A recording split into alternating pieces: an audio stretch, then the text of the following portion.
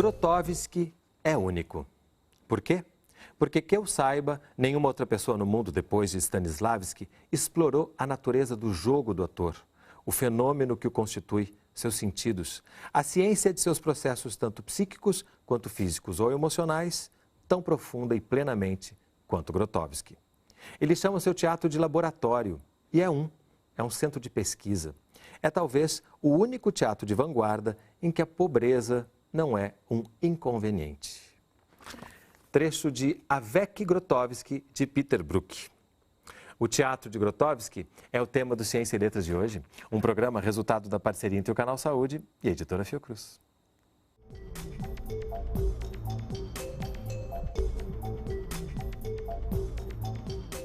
Conversa comigo no estúdio do Canal Saúde, Celina Sodré, diretora do Estúdio Stanislavski e do Instituto do Ator. Seja bem-vinda.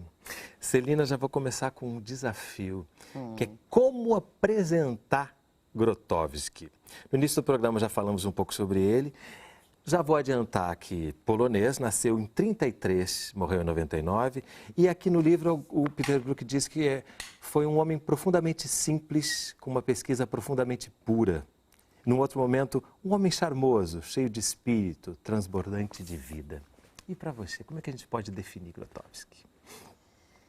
Olha, ele foi uma pessoa muito especial.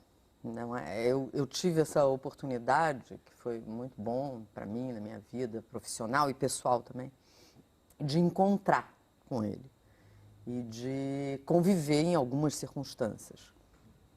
E ele era uma pessoa, ontem eu dizia isso para um grupo de alunos, que não era fácil estar com ele no mesmo ambiente, porque a presença dele era muito forte, energeticamente. Então, você estar assim com ele, falar com ele, era muito bom e difícil, muito exigente, porque ele é um homem que dedicou a vida dele toda a pesquisa dele completamente. Quer dizer, um homem que nunca teve posse nenhuma, nunca teve uma casa, um lugar que ele comprasse, bens, nada. Ele morava nesses últimos anos da vida dele, últimos 15 anos da vida dele, ele morava nesse lugar que eu conheci, que era do lado dessa sala de trabalho dele, lá na Itália, na Toscana, numa microcasinha que tinha uma mini cozinha, que também era sala, e o mini quarto dele. Pronto, acabou. O essencial, né? Assim, o basic. O básico total. Básico total. Então, ele não tinha... Ele era para a pesquisa. Ele era integralmente doado si mesmo para a pesquisa. E tem, nesse livro, Avec Grotowski, né, a gente percebe o encontro desses dois homens notáveis e que o teatro de hoje deve muito ao que eles abriram para a gente, né, de possibilidades.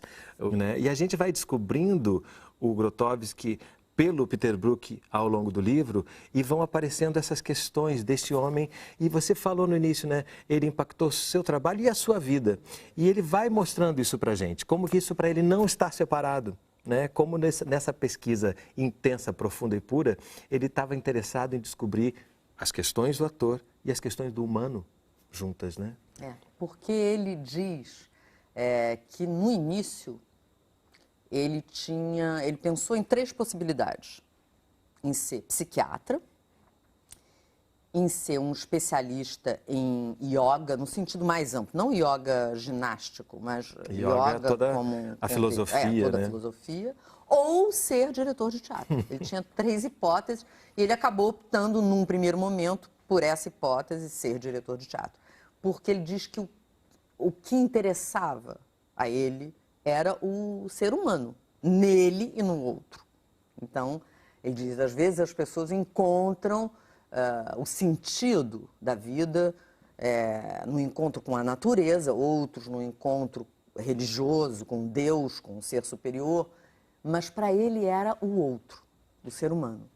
Então, ele encontrou nessa via do teatro, né, como diretor de teatro, esse outro que ali estava materializado pelo ator, esse outro. Então, essa investigação a respeito do ser humano. Com essa profundidade, né? E a gente pode, pergunto eu, dividir em dois momentos. Um momento em que esse diretor de teatro elabora espetáculos, mostra para o público, tem esse retorno.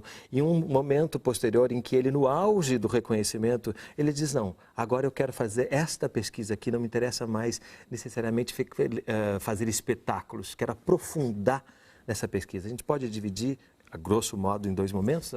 Pode. Ele tem, na verdade, 4 fases, mas eu acho que pode, sim, assim, para entender a coisa, tem esses 2 momentos, né?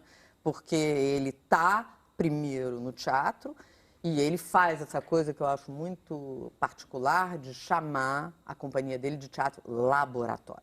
Porque quando ele chama de teatro laboratório, ele pega esse nome, essa palavra, né? Que é uma palavra ligada à ciência, e pega e traz, porque o approach, a abordagem é científica. Essa investigação, ela tem uma característica científica. Já no Stanislavski já tinha, quer dizer, ele pega lá a pesquisa do Stanislavski, lá da Rússia, lá do início do século XX, e vai desenvolvê-la mais. Mas e ele vai e investiga até o máximo possível do que se pode fazer dentro dessa caixinha do teatro espetáculo, por mais que seja revolucionário, tá, mas tem espetáculo, tem espectador, tem essa relação. E aí, como você disse, tem esse momento em que ele é considerado o maior diretor de teatro do mundo, essa coisa, e ele sai. Ele faz o oposto do que a vaidade humana diria para fazer. Né? As pessoas nem acreditavam. Enquanto a gente vai falando, eu vou mostrando esse outro livro aqui, que é justamente o Teatro Laboratório de Grotowski, que traz vários textos que vão mostrando justamente essa pesquisa, esse aprofundamento, né, com escritos tanto do Grotowski quanto do Ludwig Flaschen, né? E também tem um escrito do Barba aqui. Porque para a gente, né, é importante, eu creio que agora, quando eu comecei a estudar teatro, a gente não tinha acesso a essas coisas. Né? A gente ouvia falar, tinha um que outro livro, o Em Busca do Teatro Pobre, que é um livro importante dele, referência fundamental, já existia, mas fora isso a gente tinha que... E agora não, né? A gente tem esses documentos. Eu acho importante a gente falar que a gente pode pesquisar hoje em dia com muito mais consistência. Hoje, né? A gente tem um acesso assim, fabuloso a muita coisa. Né? E a gente vai vendo, né? Você fala que Stanislavski também dá um pontapé que ele pega. Aí o Peter Brook, que está aí ainda fazendo espetáculos pelo mundo todo, né? Que também o Barba também, que vem bastante ao Brasil trocar com a gente aqui. Né? Que são homens que conseguiram fazer do teatro, dar um outro alcance, digamos, ao teatro, né? E que passa muito, você falou a palavra ritual no determinado momento, fala muito de uma recuperação de algo essencial ao teatro. Tem um trecho que diz o seguinte: a nossa atividade pode ser entendida como uma tentativa de redescobrir os valores arcaicos do teatro. Não somos modernos, ao contrário, totalmente tradicionais. Brincando, poderíamos dizer, não somos a vanguarda, mas a retaguarda. Ocorre que as coisas que já aconteceram sejam as mais surpreendentes, atinge-nos com a sua novidade, tanto maior quanto é profundo o poço do tempo que dela nos separa. Que é tão fascinante, né? Ver a importância que é para a gente que estuda teatro, faz teatro hoje, que assiste teatro hoje, entender que essas pesquisas foram muito profundas ao longo desse tempo e que a gente ainda tem que aprender com elas. Porque tem um texto dele, do Grotowski, que se chama Performer, em que ele diz, tem um momento que ele diz que o espetáculo é ritual degenerado. Então, aí, se a gente entende isso, né, que, na verdade, a coisa mesmo é o ritual, e tem esse degenerado que resulta no espetáculo. Que resulta no espetáculo, mas que a gente pode voltar lá e beber na fonte, né? E ele era especialista em ritual, enfim, mas muito especificamente em rituais afros. Ele era um grande especialista em rituais da cultura hindu, que ele era, enfim, ele fazia conferências sobre hinduísmo, ele conhecia muito. Tem aquela célebre passagem quando ele volta de lá, que encontra todo mundo, né? E dá um susto em todo mundo com a sua transformação física. A metanoia. Né? E ele dizia, não, vocês que não me viam, sempre fui assim, né? Eu acho tão interessante isso, né? Ele volta completamente transformado, mais magro, né? E as pessoas se surpreendem, não, eu já era assim. Vocês né? é que não, não conseguiam enxergar. Então ele faz a saída para a Índia e ele faz uma ida para o Haiti, várias vezes também. Então ele era especialista em voodoo haitiano, que é muito semelhante ao candomblé brasileiro, porque vem da mesma fonte na África. E que também foi fruto de muito preconceito, né? A tentativa de colocar o voodoo apenas como uma coisa e que a gente precisa recuperar essa beleza do ritual voodoo, Nossa, né? Que é e que ele traz. A gente ainda tem muito cima dessas palavras uma série de coisas que a gente precisa abandonar para ver a beleza, né? Com certeza.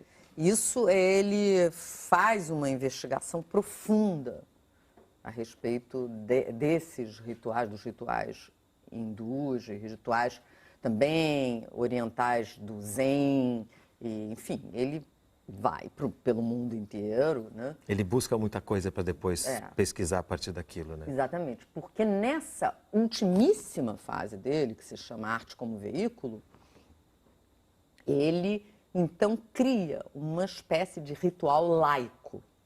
Que a gente vai falar mais sobre no próximo bloco. Não sai daí, a gente volta já.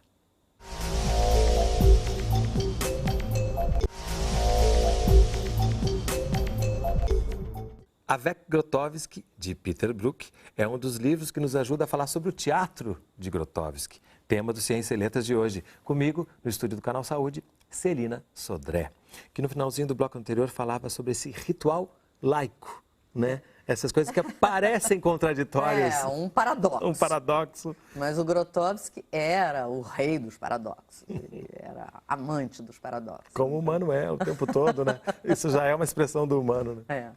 Então, essa coisa do ritual laico é muito interessante, porque ele criou esse Work Center of Jerzy Grotowski ali no meados dos anos 80, e foi nessa pesquisa que o Peter Brook nominou, porque ainda não tinha nome essa fase, logo no início.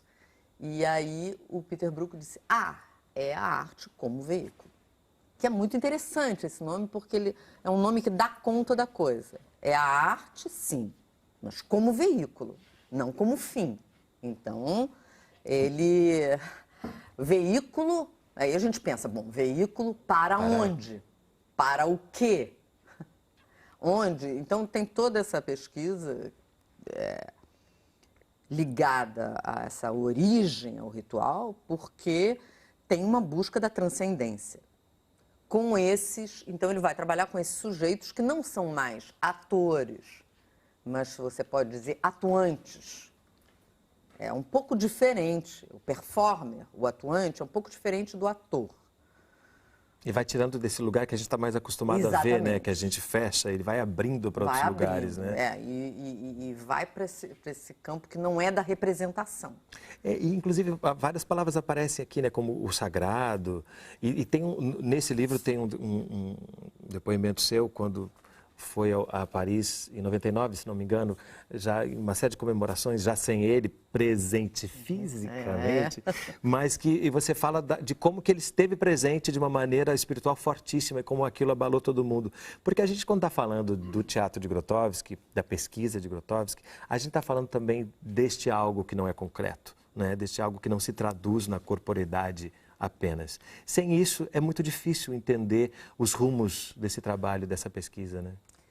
Porque tem essa dimensão imaterial que é a característica fundamental. E, claro, toda vez que você vai falar do imaterial é muito difícil, né?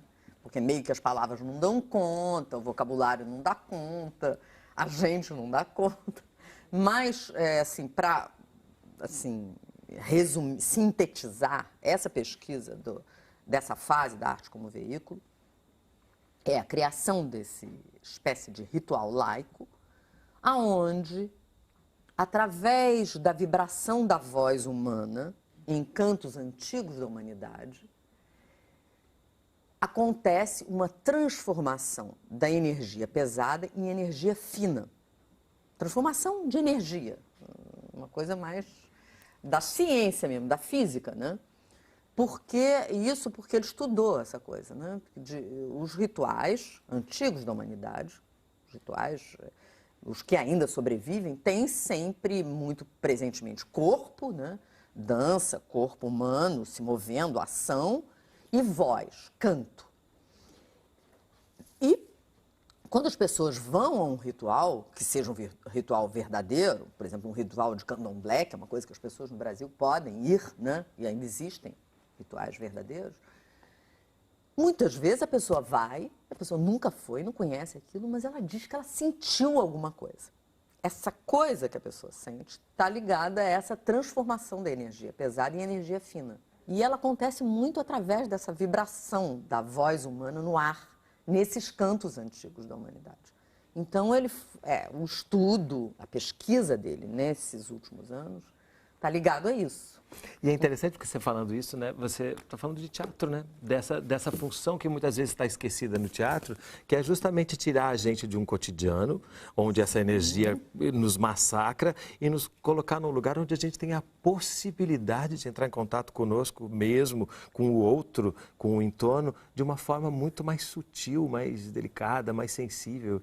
Né? Sim. E a gente às vezes perde um pouco. Mas ao mesmo tempo que você fala da voz, esse livro belíssimo, o Trabalho de Voz e Corpo de Zygmunt Molik, que é um grande parceiro de Grotowski, é um lançamento também muito bonito da editora Realizações, que também vem com um DVD que faz com que a gente tenha acesso visual, que a gente possa ver como que essas pesquisas se traduziam. E me faz também lembrar que ele tinha grandes parceiros. Sim, né? Além do Molik, que trabalhava como ator e com voz, ele tinha um grande ator, que a gente pode dizer que é um ator síntese dele, que é o Richard Cislak. E que é muito importante nessa história toda, porque em determinado momento ele também trabalha com o Peter Brook.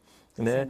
E uma coisa que o livro deixa claro é que o Peter Brook e o Grotowski partem de um mesmo objetivo, mas buscam caminhos diferentes. Né? E que não há nenhum juízo de valor em relação a isso. Mas tem um ator que trafega por esses dois caminhos, né? Isso ajuda a gente a compreender essas trajetórias, né? Com certeza. E o Cislak é o único trabalho que eu saiba, né? Mas eu acho que sim. O único trabalho de teatro que ele fez sem ser os espetáculos do Teatro Laboratório com o Grotowski foi o Mahabharata com Peter Brook. E é muito interessante. O Mahabharata as pessoas podem ter acesso porque tem o filme do Mahabharata que tem na locadora. Enfim, não é nem um filme assim dificílimo de achar. A pessoa consegue. E é interessante ver, todos os atores são maravilhosos nesse filme, é incrível, que é um filme feito a partir do Mahabharata, que é esse poema mítico indiano, né, que é, sei lá, do tamanho da Bíblia, é gigantesco. E tem o Cislak fazendo esse personagem incrível, que é o Rei Cego, esqueci como é que é o nome, é um nome difícil de dizer, mas enfim. Ele faz, se as pessoas quiserem identificar ele no filme, ele faz o Rei Cego. É maravilhoso o trabalho dele, é incrível. E ele fez esse espetáculo, que era um espetáculo, tinha 9 horas de duração, que via em 2 dias. E o filme é mais curto, tem esse condensado de 3 horas. Mas dá para a gente ter uma ideia, né? Dá para ter uma ideia. Porque o teatro tem muito isso, né? O teatro a gente fala, lê, vê vídeos, vê filmes, mas estar ali é o grande barato, inclusive quando você fala de ritual, é o grande diferencial. Exatamente, é ao vivo. Né? Ao vivo, está ali, está acontecendo naquele momento e não é a simples repetição de ontem. Né? E também não se compara com o que será amanhã. Isso é muito fundamental a gente lembrar que o teatro, por mais que em algumas formas isso seja minorado por outros objetivos, tão legítimos quanto, mais comerciais, enfim, e que acabam se afastando disso, a essência do teatro é essa, né? É nos possibilitar esse momento. Não posso deixar de mostrar a Bíblia, que você trouxe para a gente como um dos seus livros de cabeceira, porque você mencionou a Bíblia fazendo uma comparação do tamanho com o Mahabharata. Por que a Bíblia é um dos seus livros de cabeceira? Pois é, né? Eu acho que as pessoas, assim, as pessoas que têm, assim, são mais intelectuais, elas têm um certo preconceito, né? Você fala assim, estou lendo a Bíblia. Mas é um livro incrível. E eu, num certo momento, não sei, uns 20 anos atrás, eu resolvi pegar e lê como um livro, não como consulta, mas como um romance. Estou lendo a Bíblia. E foi uma experiência fantástica, né? Porque eu comecei a entender muita coisa que eu não entendia. E tem uma coisa que é muito interessante, que o Grotowski fala nesse livro, no Avec Grotowski, no final do livro, tem uma coisa que não é um texto, porque o livro é todo de textos do Peter Brook sobre o Grotowski, mas isso é uma conversa entre eles dois. O diálogo entre Peter Brook e Jerry Grotowski, mediado por Jorge Banu. Então, o Banu está ali mediando essa conversa entre os dois, num festival de Taormina, acho que em 89. E eles vão falando de várias coisas, são os dois ali super amigos e conversando e falando diante de uma plateia imensa. E num certo momento o Grotowski fala essa coisa que eu acho uma maravilha, que ele diz que o que as pessoas não conseguem entender, mas que é muito importante entender, é que tanto a obra do Shakespeare, quanto a obra do Dostoiévski, quanto a Bíblia, foram escritos, na verdade, pelo mesmo autor, que é o Espírito Santo. E parece uma piada, mas não é uma piada. Ele não fala como uma piada, ele fala como uma coisa que ele encontrou. E é genial, muito né? interessante, né? Ele fala, né? Assim mesmo, de qualquer maneira, eu concordo que é melhor olhar a Bíblia como uma criação do Espírito Santo, porque podemos muito bem considerá-la também como uma enorme biblioteca. E ele pergunta, agora, e Shakespeare? E Dostoiévski? Mas é a mesma coisa, é evidente que foi o Espírito Santo que as escreveu, as obras desses autores. Né? É fantástico, né? Porque ele vai mostrando como que ele faz essa relação com o que é visível, com o que não é visível, com a criação, com o sagrado, né? Fazendo com que isso tudo esteja constantemente... E a Bíblia é a fonte do Dostoiévski, a Bíblia é a fonte do Freud, a Bíblia é a fonte de tantos, né? Pensamentos, né? Então é uma beleza, né? E aí eu vou fazer uma pequena subversão aqui, porque Stanislavski, de alguma maneira, também é uma espécie de Bíblia para quem faz teatro, né? E aqui a gente tem Stanislavski em Rehearsal, que ainda não temos em português, mas é um livro fundamental também? É um livro incrível.